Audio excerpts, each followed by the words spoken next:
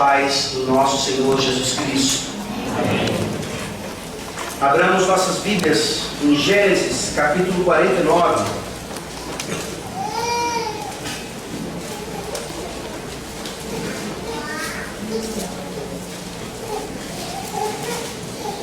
Gênesis 49, esse é, se assim Deus permitir, o penúltimo sermão dessa série tão maravilhosa no primeiro livro das Escrituras. Gênesis 49, a partir do versículo 29 até o versículo 14 do capítulo 50.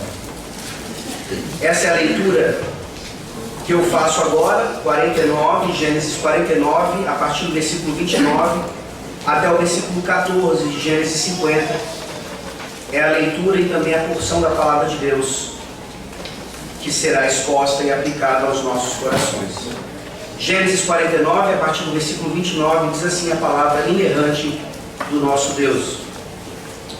Depois lhes ordenou, dizendo: Eu me reúno ao meu povo, sepultai-me com meus pais, na caverna que está no campo de Efron, o Heteu, na caverna que está no campo de Macpela, fronteiro a Mamre, na terra de Canaã, a qual Abraão comprou de Efron, com aquele campo, em posse de sepultura. Ali sepultaram Abraão e Sara, sua mulher. Ali sepultaram Isaque e Rebeca, sua mulher. E ali sepultei Lia. O campo e a caverna que nele está comprados aos filhos de Het. Tendo Jacó acabado de dar determinações a seus filhos, recolheu os pés na cama e expirou, e foi reunido ao seu povo. Então José se lançou sobre o rosto de seu pai e chorou sobre ele e o beijou. Ordenou José a seus servos, aos que eram médicos, que embalsamassem a seu pai, e os médicos embalsamaram a Israel, gastando nisso 40 dias, pois assim se cumprem os dias do embalsamamento. E os egípcios o choraram 70 dias. Passados os dias de o chorarem, falou José à casa de Faraó: Se agora achei mercê perante vós, rogo-vos que faleis aos ouvidos de Faraó, dizendo: Meu pai me fez jurar, declarando: Eis que eu morro, no meu sepulcro que abri para mim na terra de Canaã, ali me sepultarás. Agora, pois, desejo subir e sepultar meu pai, depois voltarei. Respondeu Faraó: Sobe e sepulta o teu pai, como ele te fez jurar. José subiu para sepultar o seu pai, e subiram com ele todos os oficiais de Faraó, os principais da sua casa, e todos os principais da terra do Egito, como também toda a casa de José e seus irmãos, e a casa de seu pai. Somente deixaram na terra de Gósen as crianças, e os rebanhos, e o gado. E subiram também com ele tanto carros como cavaleiros, e o cortejo foi grandíssimo.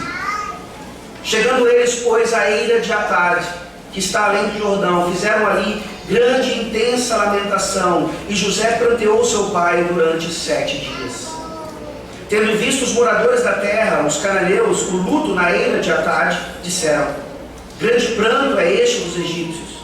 E por isso se chamou aquele lugar de Abel-Misraim, que está além do Jordão.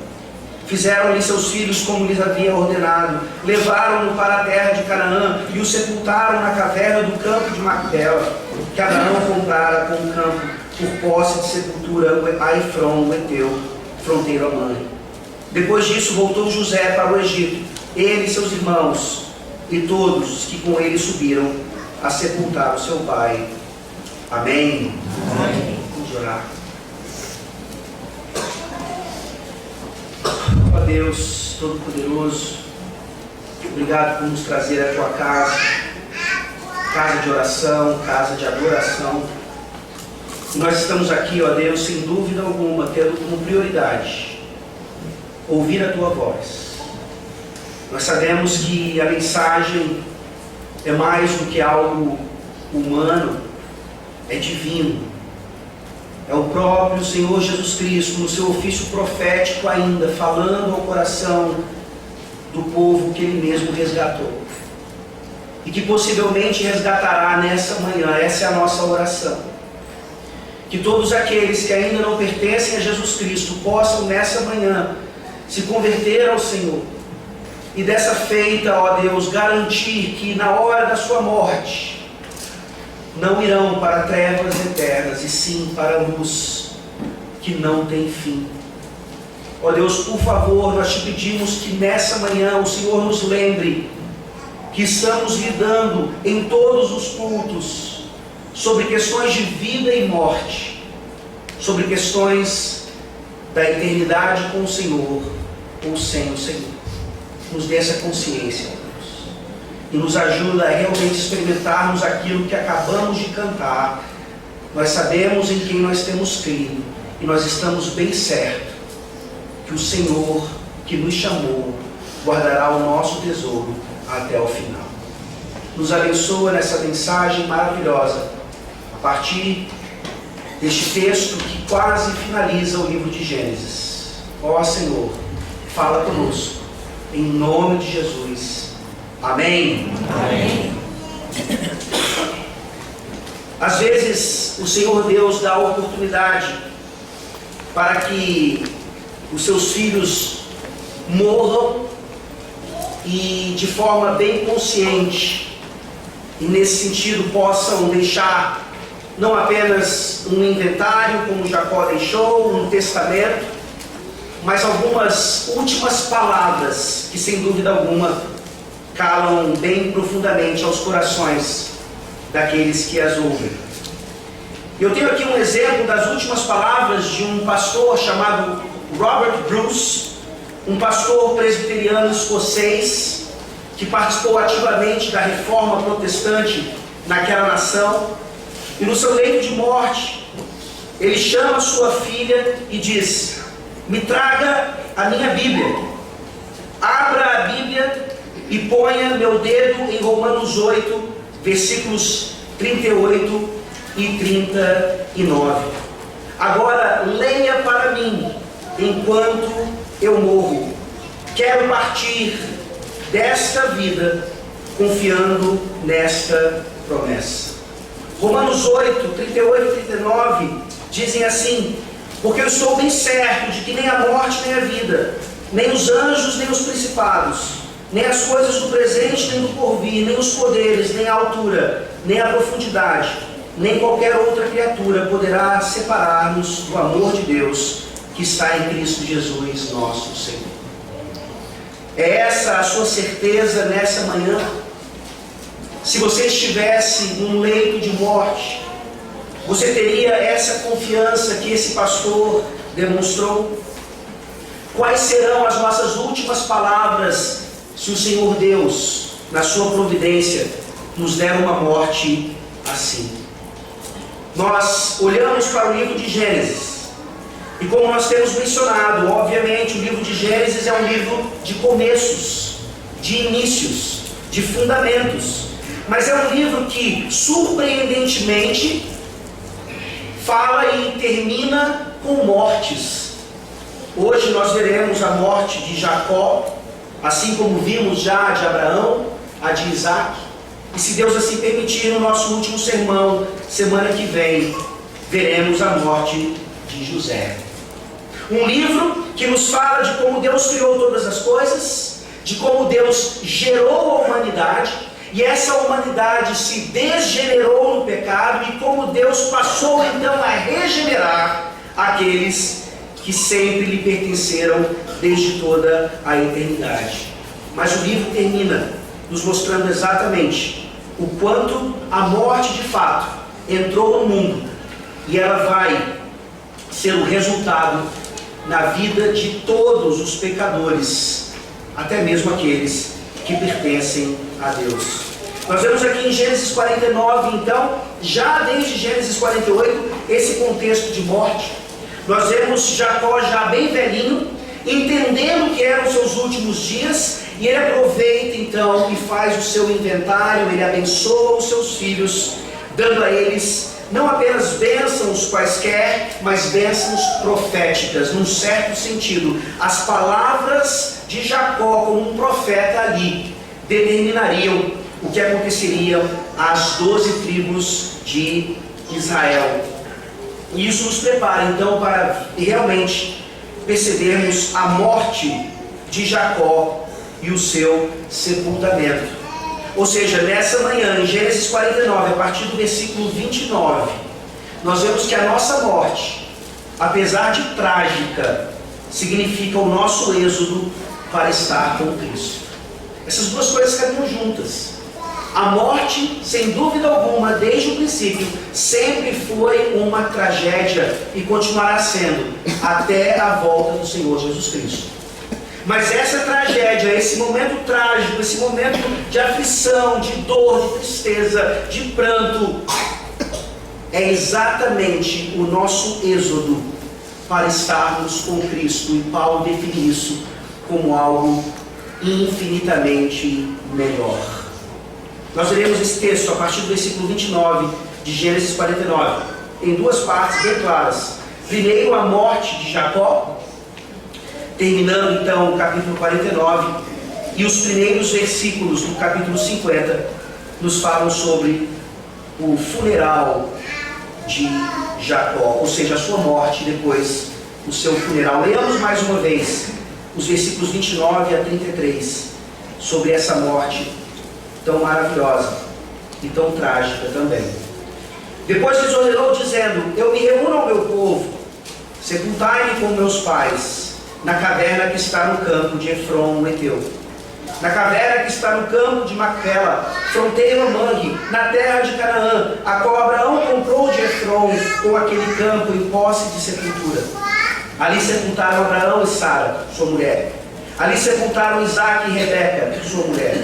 Ali sepultei Lia. O campo e a caverna que nele está, comprados ao filho de Et. Tendo Jacó acabado de dar determinações a seus filhos, recolheu os pés na cama e expirou, e foi reunido ao seu povo. Nós vemos então aqui, nesses momentos derradeiros de Jacó, uma morte extremamente consciente.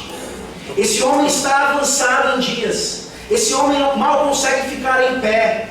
Esse homem sabe que ele não precisa ser curado, ele não precisa ter um livramento da morte. O que ele precisa, na verdade, é demonstrar em suas últimas palavras aquilo que ele mais deseja, que é de fato estar com o seu povo. E isso mais uma vez nos ensina que quando a morte não é súbita, quando a morte não é por um acidente, ou quando a morte não é com momentos de inconsciência por parte daquele que está falecendo, Deus nos ajuda a entender que esses momentos de consciência são fundamentais para o nosso ensino e aprendizado a respeito do que é a morte.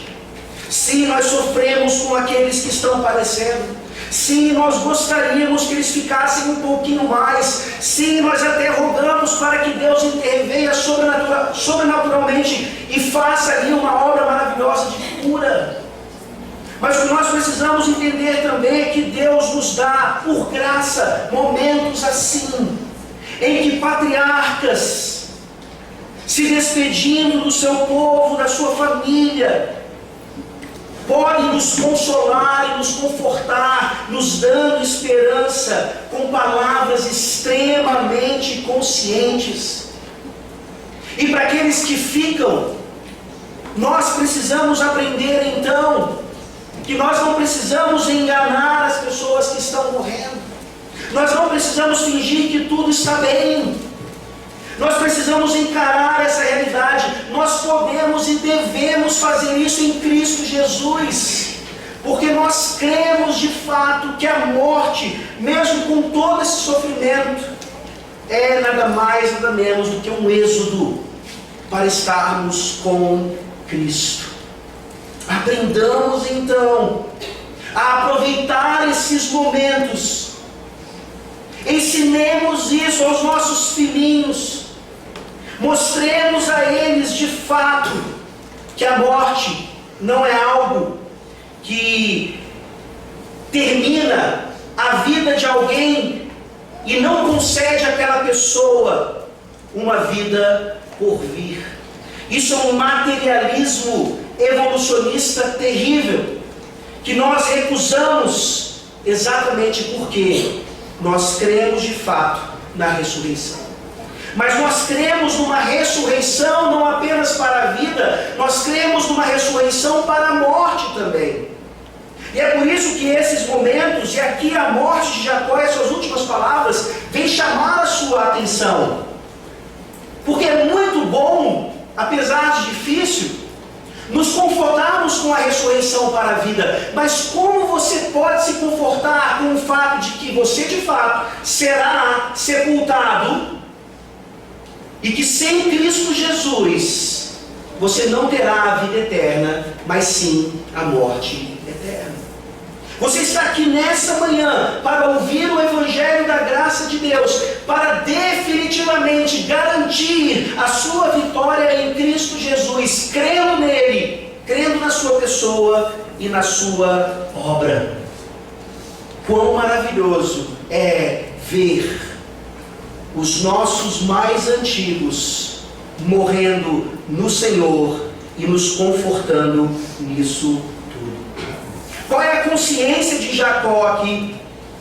Jacó não apenas fala sobre onde ele queria ser sepultado, ele fala uma breve história do que havia acontecido na aquisição daquele campo, ele menciona os que vieram ou foram antes dele, e o resumo da sua consciência aqui é o começo da sua fala no versículo 29, eu me reúno ao meu povo. E isso é confirmado no versículo 33, no final dele, e foi reunido ao seu povo. Sem dúvida alguma, é esse pensamento de Jacó aqui, que possibilitou Paulo dizer que para ele morrer era lucro. Mas eu temo que nessa manhã, nós não pensemos tanto dessa maneira. Nós lutamos demais pela vida, mas por uma vida que é passageira. Nós lutamos demais por essas coisas maravilhosas que nós temos, dadas por Deus, e nos esquecemos de fato que estar com Cristo é infinitamente melhor. Mas Jacó sabia para onde ele estava indo. Na morte daqueles que estão em Cristo, os nossos símbolos de fé, que resumem as doutrinas que cremos a partir das Escrituras, tanto a confissão quanto os catecismos nos ensinam que quando um crente em Cristo morre, ele imediatamente vai para a presença do Senhor. É impressionante como muitos crentes ainda influenciados por doutrinas falsas ainda pensam que um crente fica dormindo, um crente fica num sono eterno até que alguma coisa aconteça, ou outros pensamentos sobre aquilo que a teologia diz ser o estado intermediário da alma. E nós não precisamos ter dúvidas nessa manhã. Se você está em Cristo Jesus e você morre, você imediatamente, como o ladrão da cruz, como Lázaro, você imediatamente estará na presença do Senhor Jesus Cristo.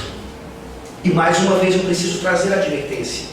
Se você morrer sem Cristo, se você hoje pela manhã, por exemplo, desperdiçar mais essa oportunidade, quando você morrer, você estará imediatamente no inferno.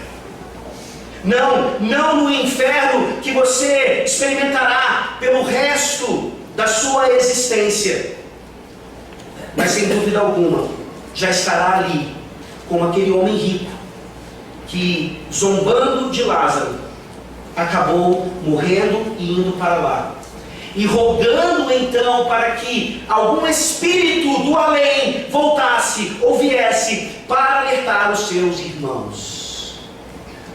E ali, Jesus Cristo é bem claro. Nós precisamos ouvir a palavra de Deus. Nós precisamos ouvir o Evangelho e crer que exatamente isso nos dá a vida eterna e a esperança futura. É interessante notar que esse texto, até de uma forma bem prática, vem influenciar as igrejas nos Estados Unidos a terem seus cemitérios ali do lado da igreja. Você já deve ter visto isso em algum filme, se já viajou para aquela nação, você vai perceber vindo pelas estradas, você vai ver igrejas e cemitérios, igrejas e cemitérios. Não há nada de supersticioso nisso. Mas é uma demonstração maravilhosa do que é o entendimento do crente de querer estar com o seu povo até mesmo na morte. Isso mostra um pouquinho o nosso desejo de estar com o povo de Deus em todos os momentos. Pense comigo. Estar com Cristo na hora da morte significa estar com aqueles que já foram antes de nós. Estar com o seu avô, estar com a sua avó, estar com o seu pai, estar com a sua mãe. E por que não estar com aqueles que morreram antes do previsto? Aqueles que morrem na providência de Deus, em tenridade, ou até mesmo na infância. No Brasil nós não temos essa prática, mas apesar de não termos a prática, o nosso desejo deve ser da mesma maneira. Até mesmo na hora da nossa morte, eu não me importo com o caixão que eu vou ser enterrado, eu não me importo com a sepultura onde estarei, onde vai ser o jazigo. Mas o que me importa é, até mesmo na morte, estar com o povo de Deus. Nós seremos reunidos a Jesus Cristo e ao seu povo na glória, na hora da nossa morte. E esse texto vem nos lembrar ainda uma coisa maravilhosa, que nos traz a consciência, algo que só a morte às vezes consegue trazer. Percebam que nessa consciência de Jacó, ele demonstra o seu desejo de querer estar com o seu povo. Ele sabia que estava morrendo e não ia fazer de tudo para não morrer. E ele aqui, no versículo 31, faz uma espécie de confissão. Ele diz, ali naquele lugar, na caverna, na sepultura de Macpela, sepultaram Abraão e Sara, sua mulher, sepultaram Isaque e Rebeca, sua mulher, e ali sepultei Lia. Isso deveria nos chamar a atenção. Essa informação aqui está nos mostrando que a morte é realmente um acerto de contas. Um acerto de contas, de uma forma geral, o salário do pecado é a morte. Nós pecamos, é por isso que morremos. Crianças pecam, é por isso que morrem. Abortos acontecem voluntariamente, sem que a mãe o queira. Porque quando um ser humano é concebido no ventre, ele já nasce em pecado, ele já é pecado. Crianças não são inocentes até a idade da razão. É por isso que elas morrem também. A morte, desde a queda, é sempre um acerto de contas. E é geralmente nesse momento em que Deus nos concede uma morte consciente, onde nós começamos a nos lembrar de quantas coisas ainda precisam ser acertadas. E Jacó, sem dúvida alguma, se lembra aqui. A Bíblia não diz isso, mas é como se nós pudéssemos complementar. Abraão e Sara, sua mulher, Isaque e Rebeca, sua mulher, e ali sepultei Lia, a minha esposa. Nós temos visto, desde aquele momento em que ele vai até a terra de Labão, para obter uma esposa também, a sua paixão por Raquel, a sua preferência por Raquel, a sua preferência pelos filhos de Raquel, José e Benjamim, e com essa preferência o desprezo de Lia.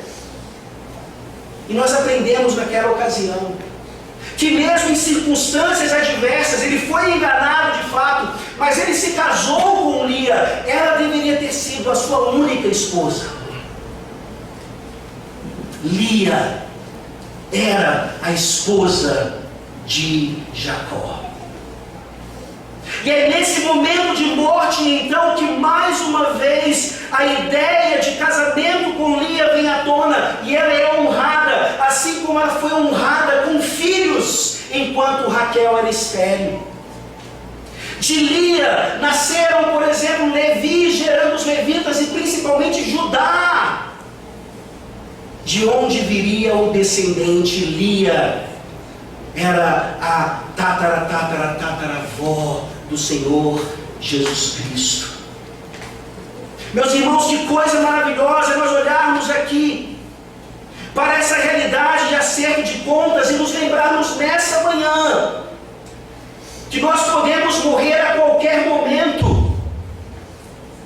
Nós podemos morrer conscientemente ou inconscientemente, e isso nos lembra agora o quanto nós precisamos aproveitar essa advertência para acertarmos as nossas contas.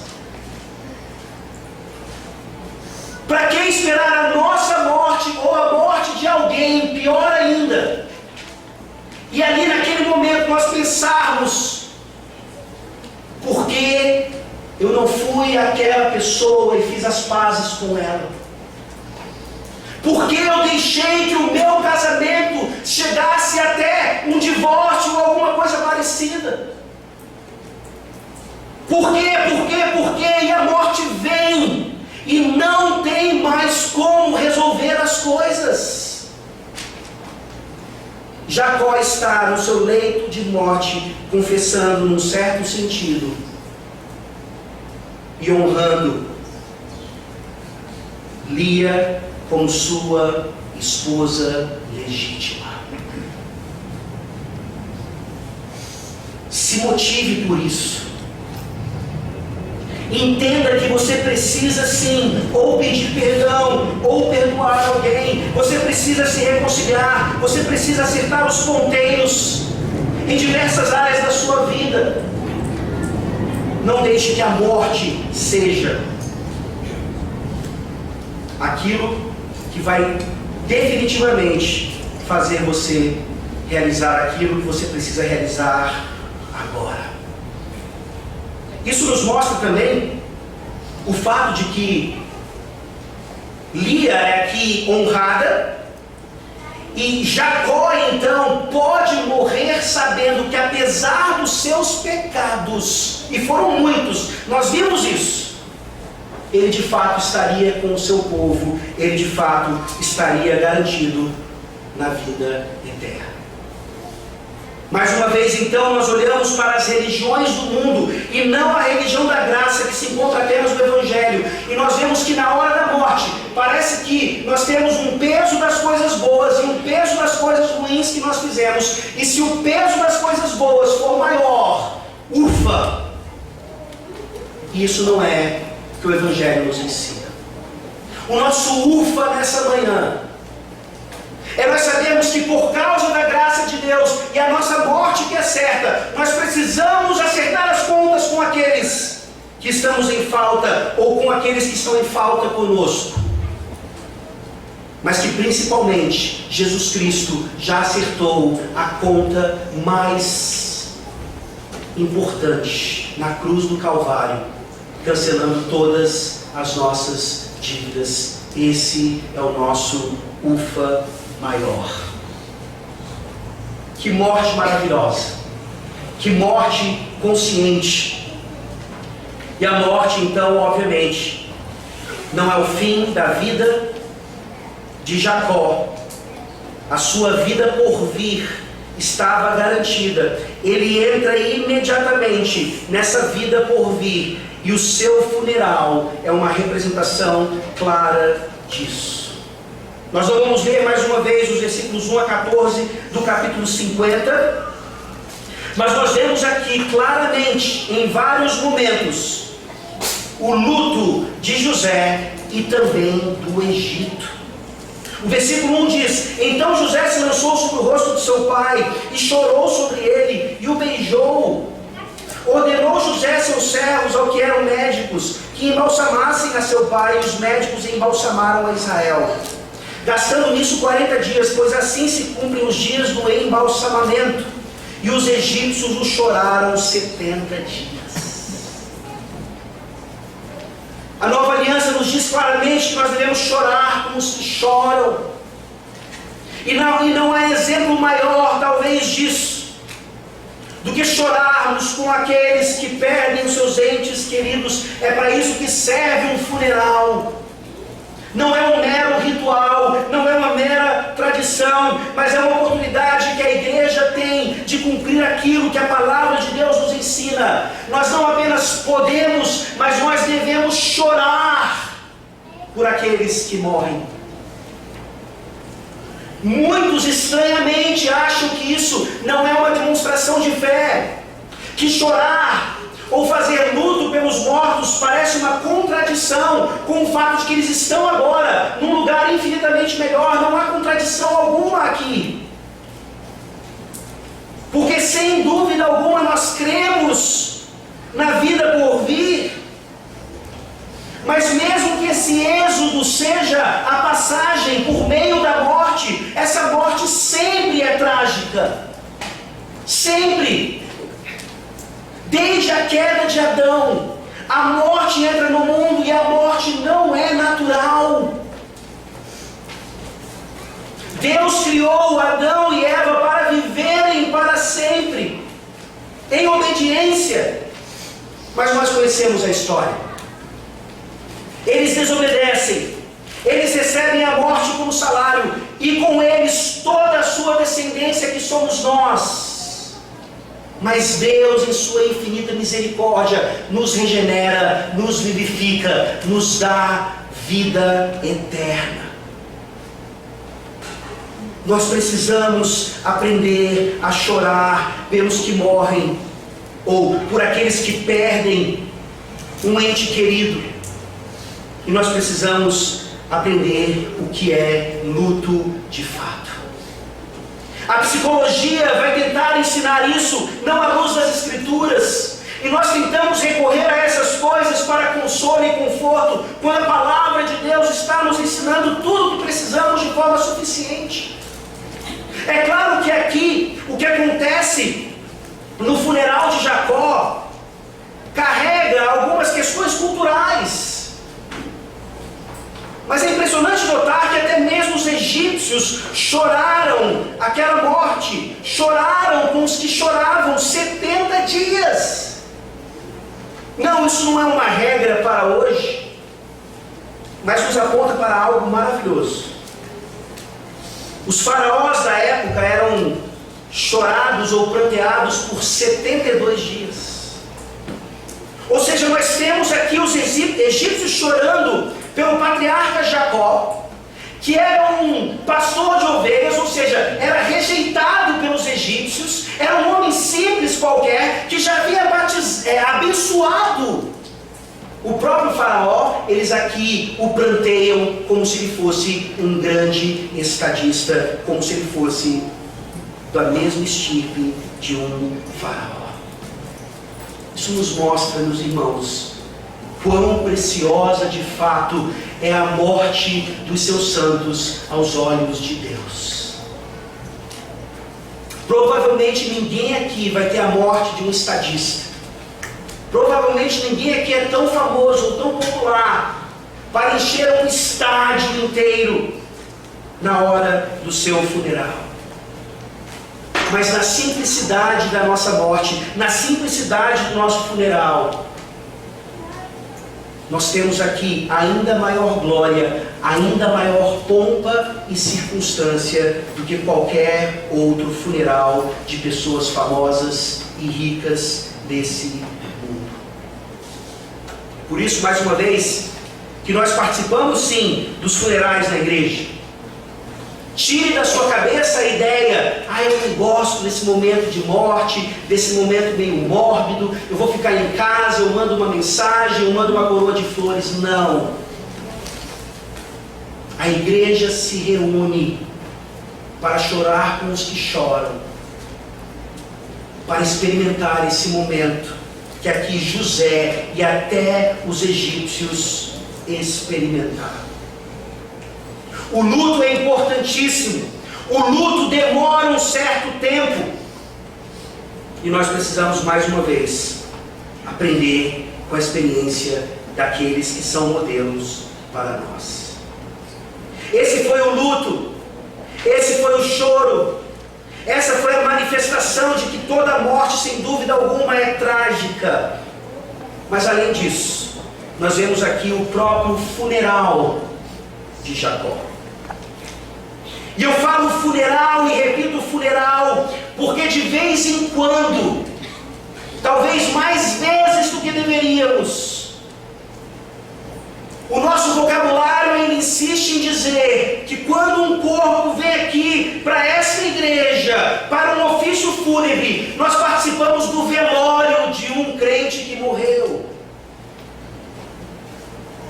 Sim, quando você usa a palavra velório, você não está nem pensando no que isso significa. Mas nessa manhã, a partir desse texto, eu insisto que você tire do seu vocabulário essa palavra. Crentes do Senhor Jesus Cristo, quando morrem,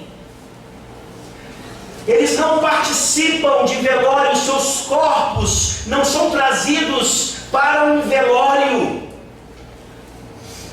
Velório, pela própria palavra, exige velas. E graças a Deus, crentes desta igreja, ou de qualquer igreja fiel às Escrituras, não acendem velas nos seus ofícios fúnebres. Nós vemos aqui a cultura egípcia influenciando o funeral de Jacó e também de José depois, como veremos na mensagem a seguir. O embalsamamento acontece. Isso. O que Jacó aqui experimentou foi uma mumificação. Jacó foi transformado em múmia. E quando você olha, aqui a Bíblia diz que isso durou 40 dias. 40 dias preparando o corpo de Jacó, retirando as vísceras, retirando os órgãos, realmente fazendo com que aquele corpo se preparasse para uma jornada além. Vejam então como pagãos egípcios, por graça comum, entendiam que a morte não era um fim. Mas mesmo essa preparação toda, apesar do conceito de vida eterna estar gravado nos seus corações, tudo aquilo era deturpado pelas várias superstições místicas e religiosas daquela cultura pagã. Juntamente com esse embalsamamento, então com essa mumificação, aquele corpo era colocado num sarcófago cheio de mobília, roupas, bens materiais, para que aquilo tudo fosse como um morto para onde ele estivesse na sua vida por vir. Não. Jacó não precisava disso. Jacó era um hebreu, Jacó era um filho de Deus que já cria com a revelação que eles tinham na vida eterna, na ressurreição. Nós não precisamos de absolutamente nenhuma cultura emprestada, principalmente se ela for pagã. E impressionantemente, na nossa nação, ainda extremamente católica romana, crentes ainda ousam, por educação ou algum tipo de compromisso, sei lá qual, de participar de missas de sétimo dia. Eu sempre deixo isso claro aqui e sempre deixarei. Deus não quer que o seu povo participe de cultos falsos em qualquer lugar, mesmo que isso seja numa igreja evangélica. Você não tem qualquer autorização de participar de qualquer missa, seja qual for a circunstância, ou de formatura, ou de sétimo dia. Mas pastor, eu estou ali prestando o meu respeito, estou demonstrando amor, eu vou utilizar aquela oportunidade para pregar o Evangelho. A melhor oportunidade que você tem ao ser convidado para uma missa de sétimo dia é dizer: mas eu não posso ir, porque isso é idolatria. Eu respeito a morte do seu parente próximo. Mas o que você precisa agora, para não acabar no mesmo lugar onde ele está, é se converter ao Senhor Jesus Cristo e se livrar da escravidão desses cultos falsos. Impressionantemente, a tradição romana da missa de sétimo dia é baseada no versículo 10 do capítulo 50. Chegando eles, pois, à eira de Atade, que está além do Jordão, fizeram ali grande e intensa lamentação, e José enterrou seu pai durante 7 dias. Existem outras razões, existem outras justificativas para essa prática antibíblica e herege. E além de tudo isso, outros textos de livros apócrifos justificando aquilo que acontece basicamente numa missa de sétimo dia, quando a memória do morto, ou orações ou rezas, são feitas pelos mortos. É disso que você é cúmplice quando você participa de uma missa de sétimo dia. A melhor forma de amarmos aqueles que estão sem Cristo e ainda vivem no paganismo é não sermos cúmplices de suas práticas e mostrarmos a eles qual é a graça libertadora do Evangelho, para que eles também recebam a mesma esperança que Jacó aqui tinha e que nós temos também. Graças a Deus, nós não realizamos velórios e muito menos missas de sétimo dia, mas nós realizamos sim ofícios fúnebres. Nós entendemos a importância desse momento, representando de fato a presença de Deus e a sua providência até na hora da morte, onde sim, os crentes estão chorando, mas não de desespero, estão chorando já de saudade, estão chorando por causa do luto, estão chorando por causa do sofrimento. Mas sabem que quando o sepultamento terminar, a vida continua.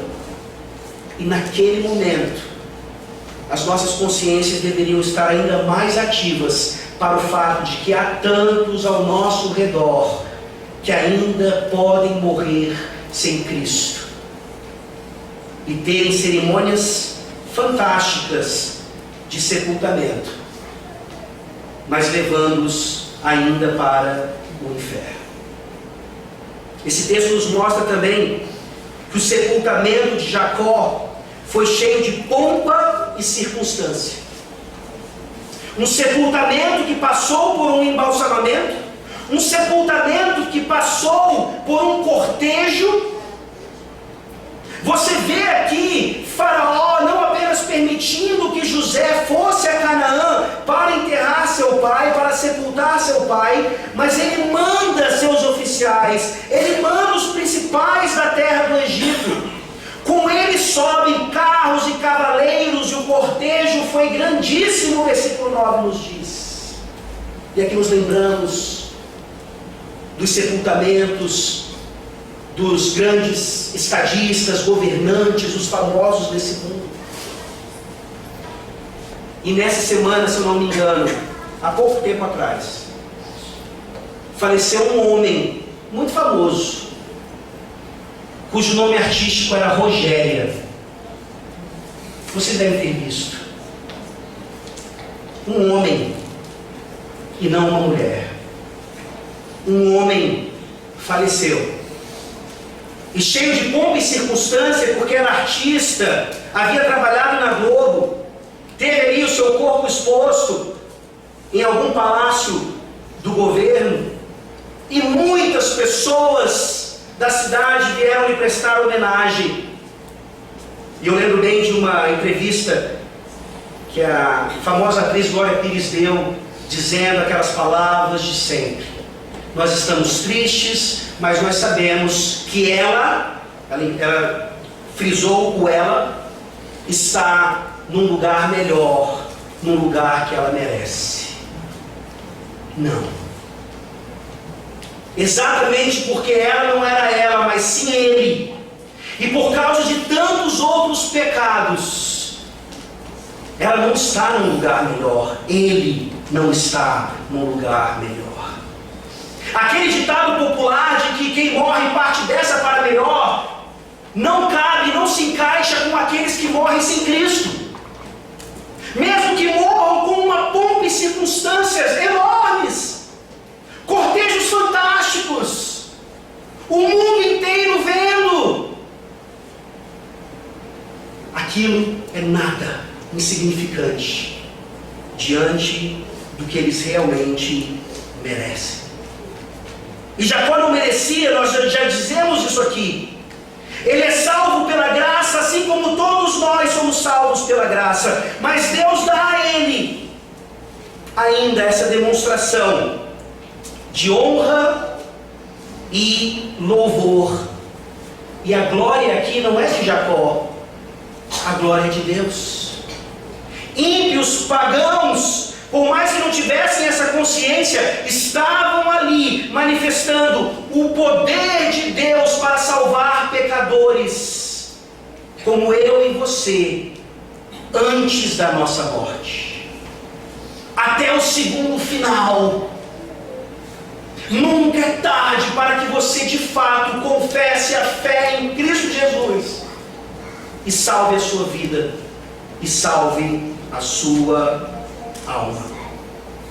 É óbvio que aqui nós temos a aplicação também de que mesmo numa cultura diferente, mesmo dentro de um paganismo, o embalsamamento mostrava era a vida por vir, e é por isso que nós entendemos que desde o princípio Deus estabeleceu o sepultamento para os seus e não a cremação.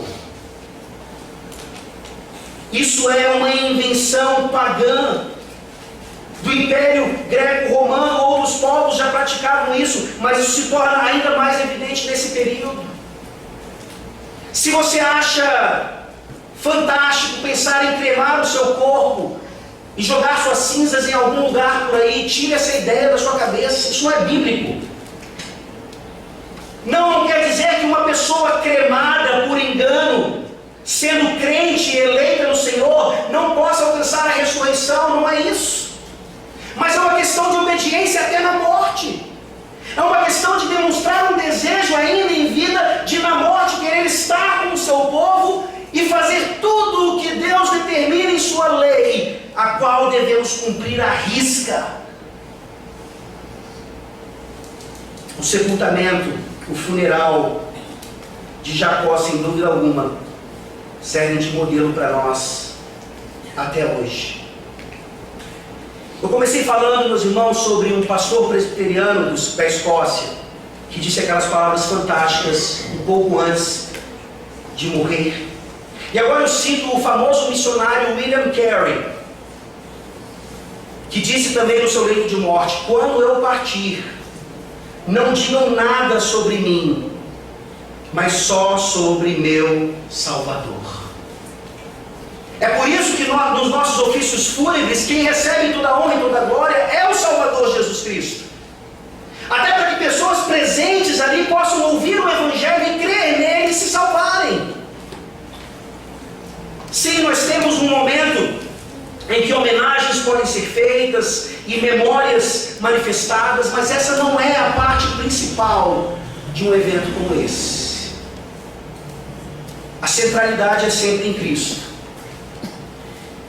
E eu chamei a atenção para vocês de como a morte, tanto de Jacó como a nossa, é o nosso êxodo para estarmos com Cristo. E se você não percebeu isso, perceba agora, como assim como Abraão saiu do Egito em Êxodo, lá nos primeiros capítulos de Gênesis, aqui nós vemos Jacó saindo do Egito em Êxodo, preparando o seu povo para aquilo que aconteceria 400 anos depois. E as semelhanças são irrefutáveis. Nós vemos José aqui pedindo permissão para ir enterrar o seu pai na terra prometida, e juntamente com ele seu povo ir em adoração Moisés faz isso com um faraó que não permite que ele saia. Nós vemos aqui, e a geografia mostra isso, que a jornada que eles fizeram não foi uma jornada comum, foi a mesma jornada que o povo de Deus faria também no êxodo do Egito. A providência de Deus, mostrando àquele povo, que assim como Abraão saíra, assim como Jacó saíra, eles também sairiam. E eu gostaria que vocês abrissem então agora a Bíblia de vocês em Lucas capítulo 9. E aqui nós terminamos. Lucas capítulo 9. Versículos 30 e 31. Como William Carey falou, não falem sobre mim, falem sobre o meu Salvador. E é isso que nós faremos agora.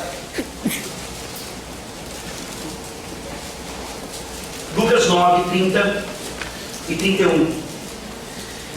A famosa passagem da transfiguração, nós vemos ali Moisés e Elias. E aqui aprendemos o conteúdo sobre o que eles falavam. Eis que 2 varões falavam com ele, Moisés e Elias, os quais apareceram em glória e falavam da sua partida, que ele estava para cumprir em Jerusalém.